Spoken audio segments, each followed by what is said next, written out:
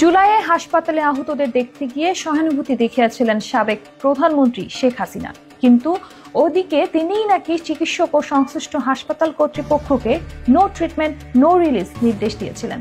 এই ঘটনার প্রমাণও নাকি পেয়েছে আন্তর্জাতিক অপরাধ ট্রাইব্যুনাল প্রসিকিউশন। জানা যায়, হাসপাতালের চিকিৎসক এবং রোগীরাই জানিয়েছেন এমন সব তথ্য।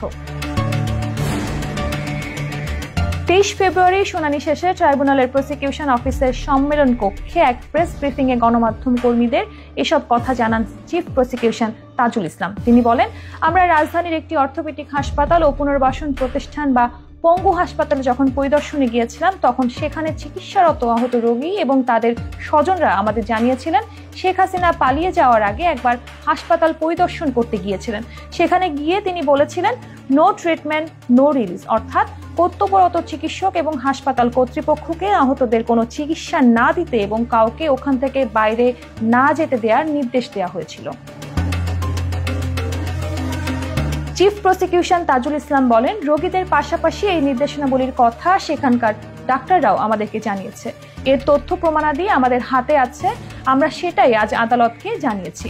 সাংবাদিকদের এক প্রশ্নের জবাবে তিনি বলেন, জুলাই আগস্ট গণ অভ্যুত্থান চলাকালে আমাদের যে সকল সন্তানরা শহীদ হয়েছেন তাদের মৃতদেহ প্রশাসনের নির্দেশে সুরতহাল করতে দেওয়া হয়নি, কাউকে ডেথ সার্টিফিকেটও দেওয়া হয়নি। এমনকি গুলিবদ্ধ অবস্থায় হাসপাতালে যাওয়ার পর যারা সেখানেই শহীদ হয়েছেন তাদের ডেথ সার্টিফিকেট গুলিতে মারা গেছে এই কথাটিও লিখতে দেওয়া হয়নি। শ্বাসকষ্ট কিংবা জ্বরে মারা গেছে এ ধরনের কথা লিখতে বাধ্য করা হয়েছে। আন্দোলনে শহীদদের লাশ দাফন করতে যাচ্ছে জানতে পারলে রাস্তায় পুলিশ তাদের পরিবারের উপর হামলা আক্রমণ করেছে। তিনি বলেন, আদালত আমাদের কাছে জানতে চেয়েছেন যে শহীদদের সুরতহাল প্রতিবেদন বা পোস্টমর্টম রিপোর্ট খুবই গুরুত্বপূর্ণ সাক্ষ্য। কেন সেগুলো নেই? আমরা আদালতকে জানিয়েছি যে সেই মুহূর্তে মানবতা বিরোধী অপরাধের মাত্রা এতটাই ভয়াবহ ছিল যে দ্রুত শহীদদের লাশ দাফন করতে বাধ্য করা হয়েছে।